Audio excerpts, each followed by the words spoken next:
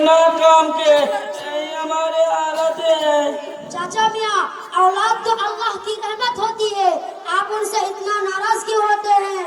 अरे बेटवा, हम तो अल्लाह से कहते हैं कि दो तो एक भी नाकाम के दियो, पोता पोती बेटा बेटी मिला के 30 है, लेकिन कहावत एक नाकाम के सारी रात कांपते रहते हैं, एक गोली तक ना देते हैं। यही हमारा हालत है। क्या आपने किसी को तालीम नहीं दिलवाई? अरे बेटवा, हम तो सबको पढ़ाते हैं। एक बेटा पढ़कर मास्टर होकर मुंबई में है, दूसरा बेटा पढ़कर इंजीनियर बनकर दिल्ली में है।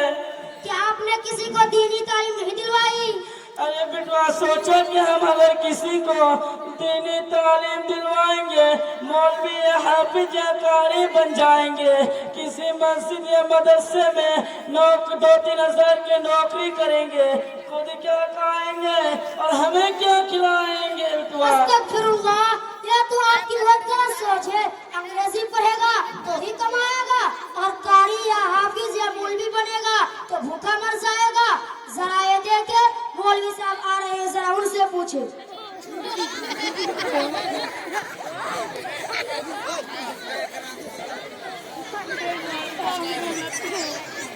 अस्सलाम वालेकुम मौलाना साहब। कहिए, क्या बात है?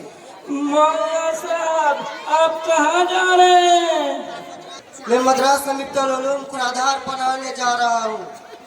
मौलाना साहब, हम आपके मदरसा मिफ्ताहुल उलूम में पढ़ते हैं। चाचा मियाँ सोचते हैं मौलाना साहब 2-3 हज़ार की नौकरी करते हैं, खुद क्या खाएंगे, दूसरों को क्या खिलाएंगे?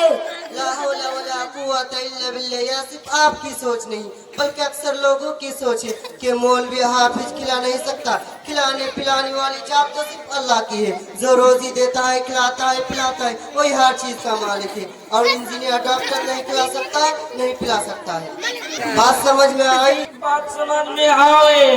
अगर बेटा बेटी पोता पोती कहना न माने तो हम क्या करें मौलवी साहब? देखिए चाचा मियाँ, अगर अपने औलाद को दीनी तालीम दिलवाते तो ऐसा हरगिज ना होता कि आपका कहना ना मानते।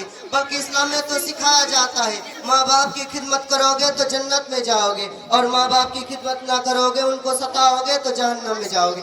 बात समझ में आई? जी, कुछ आवे। आपको दीन के बारे में कुछ तो मालूम होगा। जी, आप पूछे। चले, आप गसल के फर्ज ही सुना दीजिए।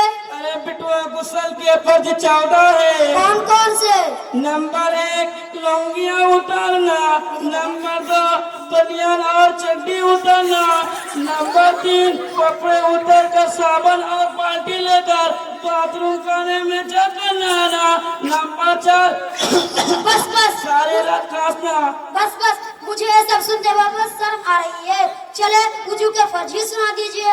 अरे बिटवा, वजू के फर्ज 8 है। कौन कौन से? नंबर 1 मुसलमान घर में पैदा होना, नंबर 2 कारी का होना, नंबर 3 हाफिज या कारी का होना, नंबर 4। बस, हमारे मौलाना साहब के साथ 2 बच्चे आए हैं, जरा उनसे पूछे।